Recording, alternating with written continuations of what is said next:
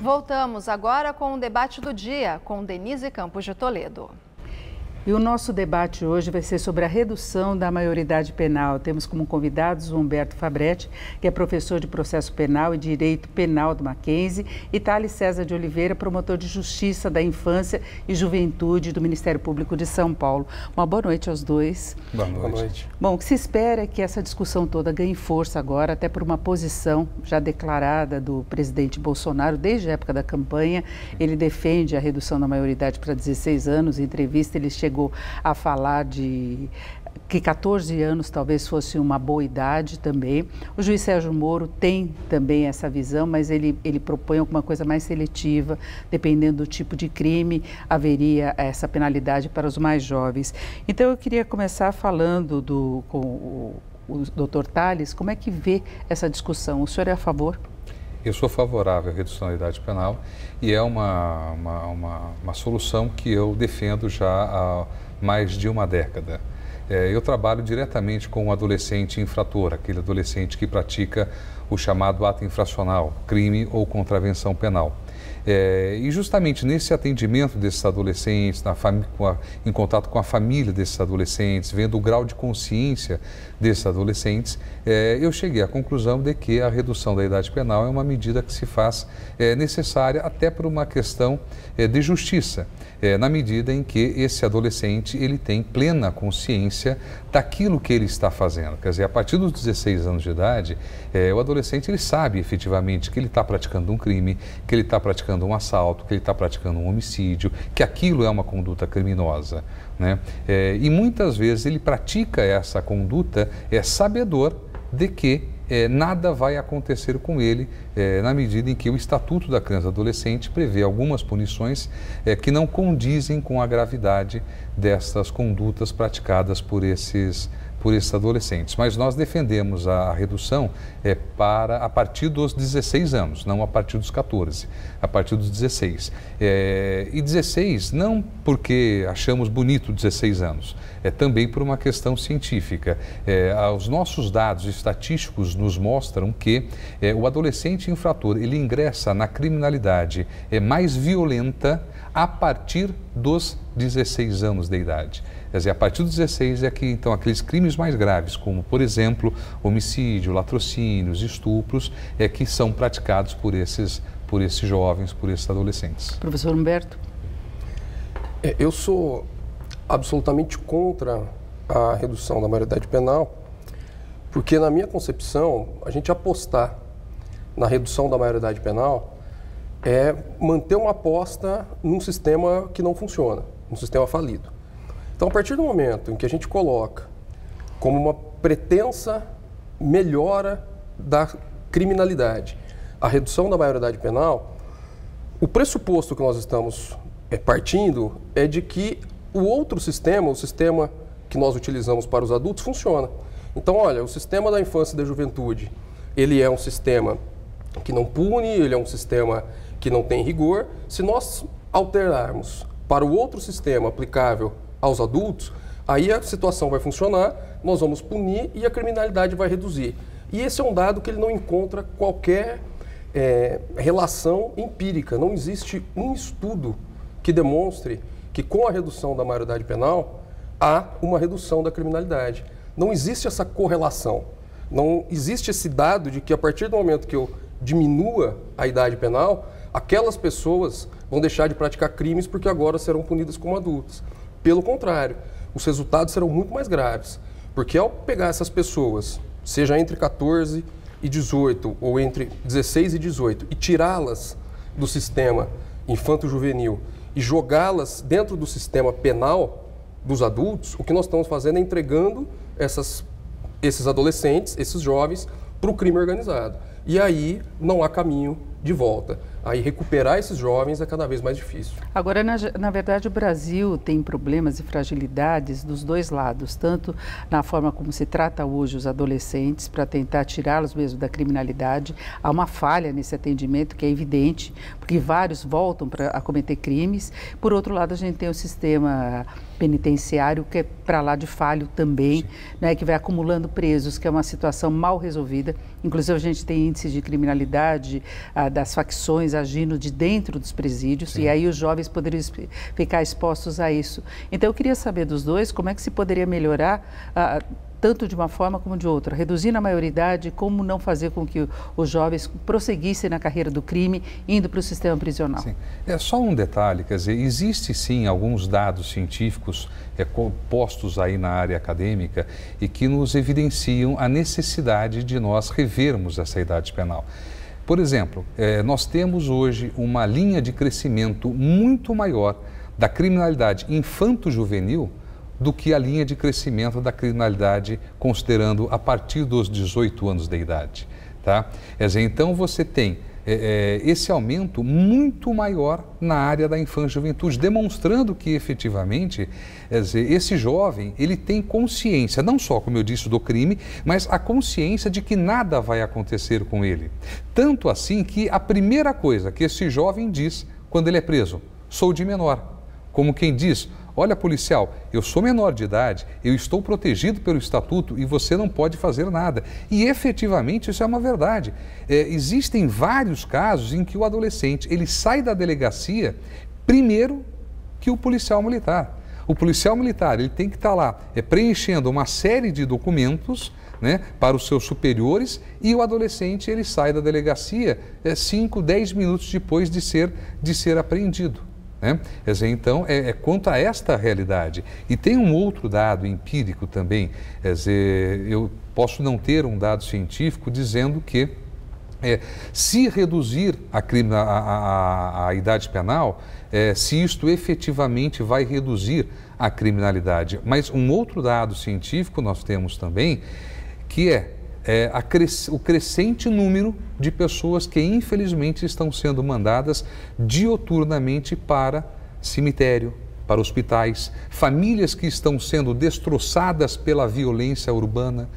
Todos os dias a própria imprensa noticia casos de pais de família, de mães, de crianças, de adolescentes que são mortos nessa violência urbana.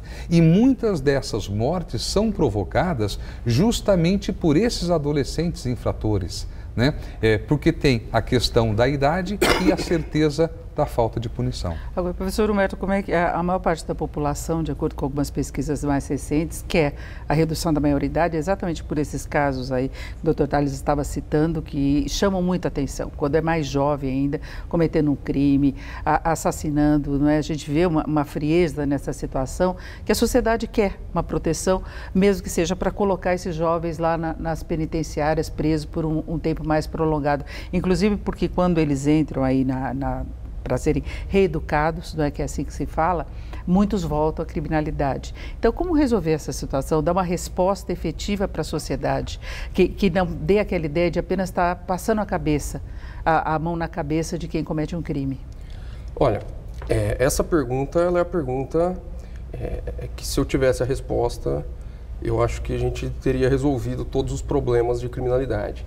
Né? Não tem, é uma solução, ou melhor, é um problema para o qual a solução ela não existe de imediato. E ela é um problema pelo qual a solução certamente não passa pelo direito penal.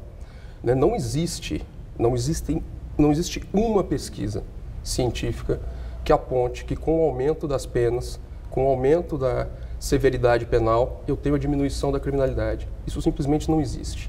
Então, a passagem para um campo da melhora, ele passa necessariamente pelas políticas públicas de diminuição de desigualdade e de diminuição da vulnerabilidade social.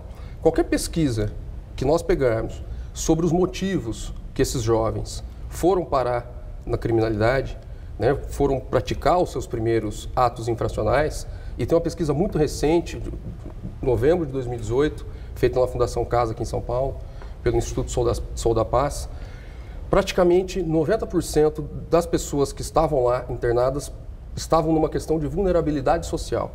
Então, se efetivamente nós quisermos resolver o problema da criminalidade infanto-juvenil, nós temos que entender por que essas pessoas estão caindo na criminalidade. Essa é a questão. Nós temos que atacar a causa do problema e não punindo de maneira mais severa, porque o que vai acontecer é o que acontece num sistema adulto. O índice de reincidência é gigantesco, essas pessoas vão sair de lá participando de organizações criminosas. Não é à toa que os presidiários, no próprio sistema adulto, chamam os presídios de faculdade. Eles chamam os presídios de faculdade porque é lá que a questão criminal ela se assevera. É lá que estabelecem-se as relações e é lá que as facções arregimentam as pessoas. Então, se diminuir e colocar essas pessoas dentro do sistema penal, nós vamos dar uma resposta para a sociedade? De forma alguma. As mesmas pessoas vão continuar morrendo, as mesmas pessoas vão continuar sendo vítimas e o sofrimento ali vai ser exatamente maior. Doutor Tarso, como é que o senhor vê o tratamento que se daria ao adolescente preso no sistema que nós temos hoje? Hoje você tem unidades da Fundação Casa, por exemplo, tá? De 16 para 18 anos, de 18 para 21, porque é possível, em tese, você permanecer internado. Se a pessoa pratica um ato infracional, por exemplo, às vésperas do seu aniversário de 17 para 18 anos. Então, existem unidades específicas da Fundação Casa que recebem esses jovens entre 18 e 21 anos de idade. Já existem essas unidades, tá? De acolhimento destes jovens. Existem unidades da Fundação Casa específicas para jovens, por exemplo, de 16 até 18 anos, porque é obrigatória a separação por idade, e é feita a separação por idade e por periculosidade. Havendo a redução da idade penal, basta pegarmos estas unidades que já existem, e aqui falo, lógico, da realidade Estado de São Paulo, tá? Essas unidades que já existem e passo para a administração da SAP, da administração penitenciária. Então eu consigo sim local adequado e separado dos demais, tá? Para tratar esse adolescente. A pena que seria diferente. A pena que seria diferente, quer dizer, ele teria efetivamente uma punição. Porque hoje, o Estatuto, o que fala? Você pode ficar internado por até 3 anos, por exemplo, num caso de homicídio. Vamos pegar aqui um exemplo de homicídio, um exemplo de latrocínio, tá? Ficar internado até 3 anos. A realidade nos mostra que a média de internação gira em torno de 1 ano, 1 ano e meio. Então, são raríssimos os adolescentes que ficam internados por até 3 anos. Tá? Então, a punição existente hoje no Estatuto da Criança e do Adolescente, ela é uma punição que teria uma relação com a criminalidade lá de 1970, da década de 80. Aliás, o Estatuto é de 1990, idealizado com base em estudos da década de 80. O doutor sabe disso, tá? A realidade que vivenciávamos em 1980, final da década de 70, era uma realidade. A realidade que nós vivenciamos hoje é outra completamente diferente. Talvez o Estatuto fosse uma norma jurídica fantástica na repressão desta adolescência infratora na realidade de 1980, porque lá era basicamente o quê? O punguista, o furtador, aquele adolescente que não se comportava em sala de aula, o agressor, né? Não se passava na cabeça do técnico em 1980 que um adolescente poderia pegar uma arma e matar alguém. Nós estamos chegando quase ao final e eu queria que o doutor Humberto também tivesse uma posição em relação a isso. A gravidade dos crimes, sem dúvida alguma, chama atenção hoje, eu já estava colocando. E a sociedade cobra uma resposta, não é? E como lidar, no caso, por exemplo, de assassinato mesmo, crimes mais graves, em que o adolescente fica um tempo passando por esse processo de reeducação e depois ele é liberado com 18 anos. Ele não tem uma punição que as famílias, inclusive, que são vítimas disso, cobram. A sociedade quer uma resposta maior em relação à segurança, porque a insegurança aumentou muito. Como dar essa resposta agora? Então, eu volto para o ponto principal que eu tenho defendido o tempo todo. Nós precisamos decidir se nós queremos políticas públicas para a redução da criminalidade ou se nós queremos estabelecer políticas públicas para punir as pessoas de maneira mais severa. As duas políticas não podem caminhar juntas? Não, porque elas não guardam relação. Não significa que cuidar dos futuros forte, adolescentes e os atuais que já são criminosos têm outro tratamento. Tudo bem, mas a questão é que nós não colocamos em discussão nunca melhorar as políticas públicas para transformar esses adolescentes em não criminosos. A solução, ela sempre vem com a redução da maioridade penal. E essa é uma solução que ela acontece, eu não poderia dizer nem que ela é cíclica, ela é anual. Todo ano alguém desengaveta um projeto de redução da maioridade penal. Já tem um projeto do Senado, tem inclusive. Vários, né? E essas discussões elas se retomam. né? Então essa deve ser a 20ª entrevista que eu participo sobre isso, porque o tema sempre volta. Mas né? agora há uma mudança de orientação, talvez, no plano federal, por parte do governo. Há uma mudança de orientação, porque agora nós temos um governo muito mais conservador e pelas pautas que eles nos apresentaram até agora, eles acreditam na redução da criminalidade, tendo inclusive o presidente da República defendendo pena de morte.